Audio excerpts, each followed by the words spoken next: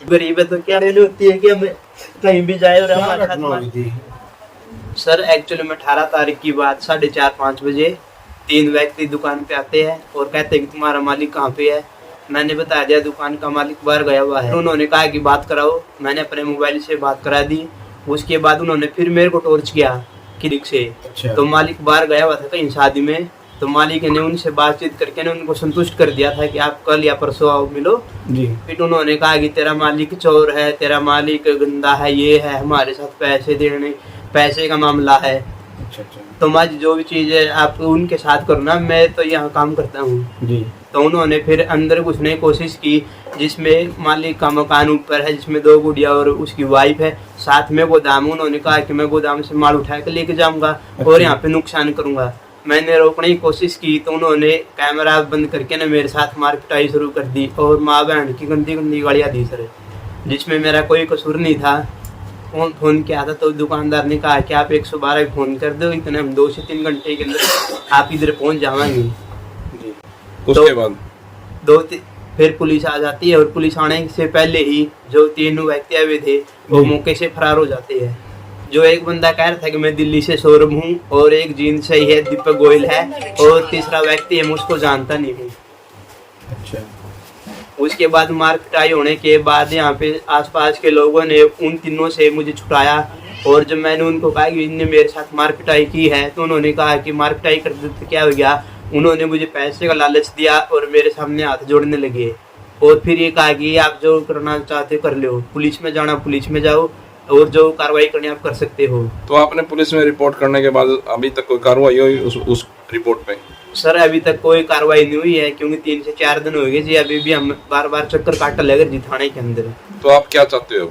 मैं एक ऐसी समाज से बिलोंग करता हूँ जिसमें यहाँ पे 5 से 7 हज़ार रुपये की नौकरी करके ना अपने परिवार का पालन कर रहा हूँ, अच्छे से अपना पालन पोषण कर रहा हूँ, एक इज्जत की रोटी खा रहा हूँ, लेकिन वे लोग या और भी है वो खाने नहीं दे रही है। सर मैं प्रशासन से चाहता हूँ कि जल्दी से जल्दी मुझे न्याय मिले और जो जिन्होंने मेरे साथ ऐसे काम किया उनको सजाएं मिले। उस दिन घटना वाले दिन हम शादी में गए हुए थे, बाहर थे हम, तो मेरे वर्कर कपूर का मेरे पास फ़ोन आता है कि दिल्ली से सौरभ गुप्ता आया हुआ है, साथ में उसके साथ 2 बंदे हैं, वो आपसे बात करना चाहता है। किस विषय में? उसने मेरे को मैंने बोल दिया कि आप उसको फ़ोन दे दो और बात करा दो। मैंने उससे बात करी, वो बोल रहा है कि हमारा आपसे कंपनी से जो डिस्प्यूट चल रहा है उसके बारे में मैं आया हूँ। मैंने बोला जी देखो आप हमारा जो डिस्प्यूट चल रहा है मैंने आपसे रिप्लेसमेंट लेनी है जी, आप वो रिप्लेसमेंट दे नहीं रहे। ऐसा है आज तो मैं बाहर हूँ, रात तक मैं आ पाऊँगा, आपके पास टाइम है, आप रुक जाओ, कल हम बैठ लेंगे और इस मैटर को सोल्व कर लेंगे जी। उसके बाद क्या उसका दोबारा फिर मेरे को फ़ोन कर रहा है। मैंने फ़ोन उठा के बोला सौरभ जी अभी मैं शादी हूँ, मेरे को यहाँ बहुत ज़्यादा आवाज़ है, शोर है, मैं बात नहीं कर पाऊँगा, प्लीज़ आप रुक जाओ, आज कल हम मिल लेंगे, अब मैं आपका फ़ोन नहीं उठा पाऊँगा, इतना शोर है यहाँ। तो मैंने फिर दोबारा मेरे को फ़ोन किया, मैंने फ़ौरन नहीं उठाया। उसके बाद उसने मेरे लड़के को मारपीट करी और अंदर जाने के अंदर घुसने की कोशिश की, जो कि जब मेरे लड़के ने उसको रोका तो इसको गंदी गंदी गालियाँ दी, इसके साथ मारपीट की और हमारा जो कैमरा था उसको उसने बंद कर दिया। बंद करके इसके साथ मेरे को नहीं पता फिर इसके साथ क्या किया, लड़के ने ही बताया कि बहुत ज़्यादा उन्होंने ये किया है। ऊपर मेरे बच्चे थे, मेरी फैमिली रहती है वहीं, ऐसी गंदी गंदी गालियाँ सुन के, बल्कि मेरी बेटी का मेरे पास फ़ोन आया, पापा ये क्या हो रहा है नीचे। मैंने पुलिस को सारी अपनी जो रिकॉर्डिंग है ये सब मैंने पुलिस को दिखाई। पुलिस इस पर कोई कार्रवाई नहीं कर रही। पुलिस कह रही है कि आपका आपस का मामला है, इसमें हम कुछ नहीं कर सकते, उनको बुला लेंगे, पूछ लेंगे। उन्होंने ये कहा ना, कोई उनको बुला रहे, कुछ नहीं कर रहे। मैं जाता हूँ, उनका बिहेव भी ठीक नहीं है, ना ठीक से बात करते हैं, ना कोई जवाब दे रहे आई हो। अब क्या चाहते हो आप लोग? मैं आपके मीडिया के माध्यम से मैं चाहता हूँ कि मेरे को न्याय मिले, आप लोग मेरी बात ऊपर तक जो भी है पहुँचाए ताकि हमें न्याय मिले।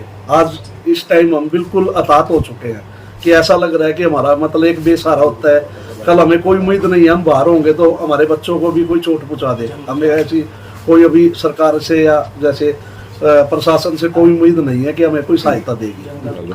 मेरी फर्म का नाम दीक्षा इंटरप्राइजेज है, जो कि लोटस लाइट के नाम से हमारी जानी जाती है।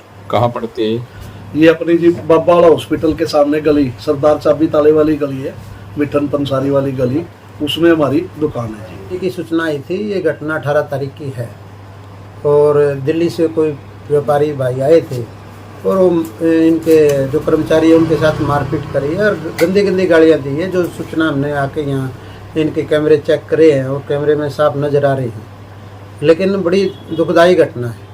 मैं पुलिस प्रशासन से निवेदन करता हूँ, ये लोग गए भी हैं और मैंने भी एसपी साहब से बात करी थी। मैंने उनको बताया था भी इस तरह की घटना घटी है और सरेआम मारपीट, दिन दहाड़े मारपीट करके गए हैं, तो कानून उन्होंने हाथ में लिया है तो कार्रवाई होनी चाहिए।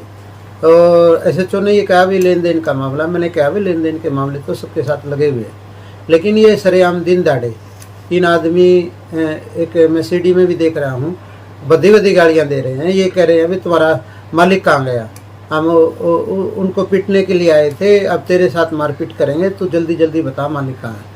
और लड़के के साथ भी धक्कापाई कर रहे हैं, दुकान में सामान उठाने की कोशिश की जा रही है और बदी गालियाँ दी रही है। ये कानून हाथ में लेना नहीं चाहिए। और मेरी SP साहब से मेरा निवेदन है, मैं पार्मल के प्रधान होने के नाते, क्योंकि हमारा फर्ज भी बनता है, धर्म भी बनता है, दुकानदार कोई भी पीड़ा हो उस पीड़ा में शामिल होने का हमारा धर्म बनता है। और SP साहब से भी मैं निवेदन करूँगा तो ये कार्रवाई करनी चाहिए जिन्होंने कानून हाथ में लिया है। अगर कार्रवाई नहीं हुई तो व्यापार मंडल SP साहब से मिलेगा और आगे जो भी चाहे बड़े अफसर के पास हमने जाना पड़े तो जाएंगे। हम तो व्यापारी की सुरक्षा के लिए बैठे हैं, भाई सुरक्षा तो पुलिस प्रशासन की जिम्मेवारी बनती है, उनका कर्तव्य बनता है, देनी चाहिए। क्या अगर इसमें लापरवाही करी व्यापार मंडल चुप नहीं बैठेगा, अगली रणनीति बनाई जाएगी और इनको न्याय नहीं मिला जल्दी ही तो कोई भी रणनीति, ठोस रणनीति बन सकती है। मैं हरियाणा प्रदेश व्यापार मंडल डिस्ट्रिक्ट प्रधान महावीर सिंह। धन्यवाद।